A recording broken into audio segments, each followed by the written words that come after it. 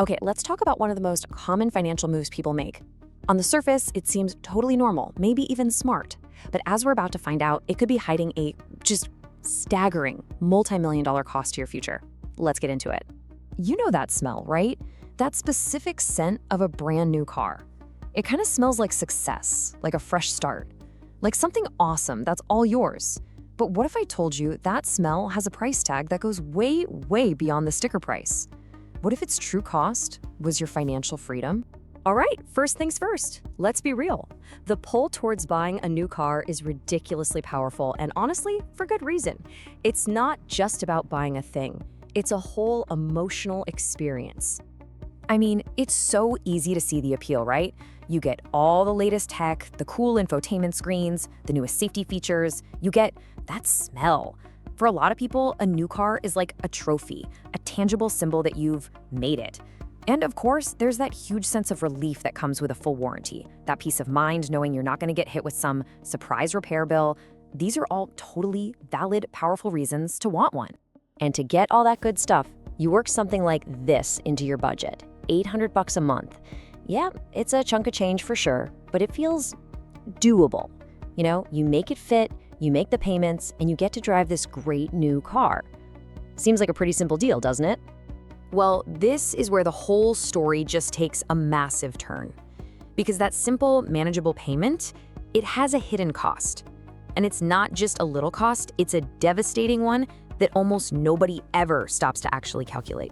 So over a typical 5-year loan, that $800 a month adds up to around $48,000. That's the price of the car plus whatever interest you're paying. And that's the number we all look at. We think, okay, the car costs 48 grand, and that's where we go wrong. We think the math stops there. But what if that $48,000 isn't even close to the real price tag? What if the true cost to your life, to your future wealth, is just astronomically higher? The true cost is closer to $2.8 million. Let me say that again, $2.8 million. I know, that sounds completely insane. How could an $800 car payment possibly turn into a multi-million-dollar mistake? I promise you it's not a gimmick.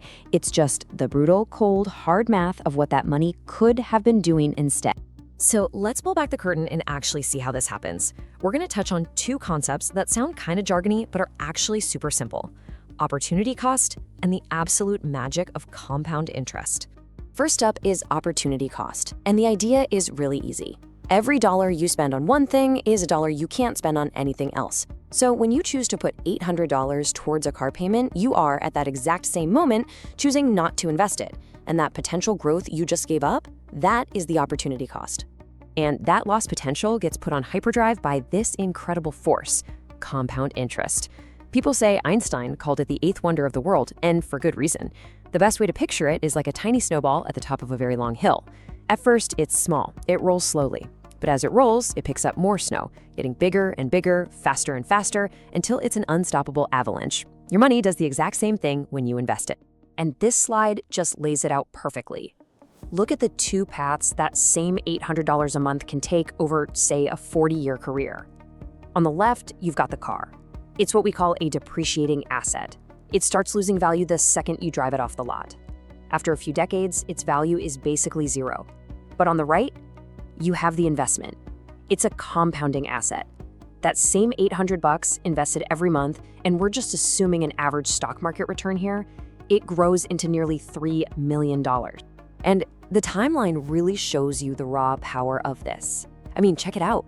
After 10 years, you have a solid $150,000. That's great.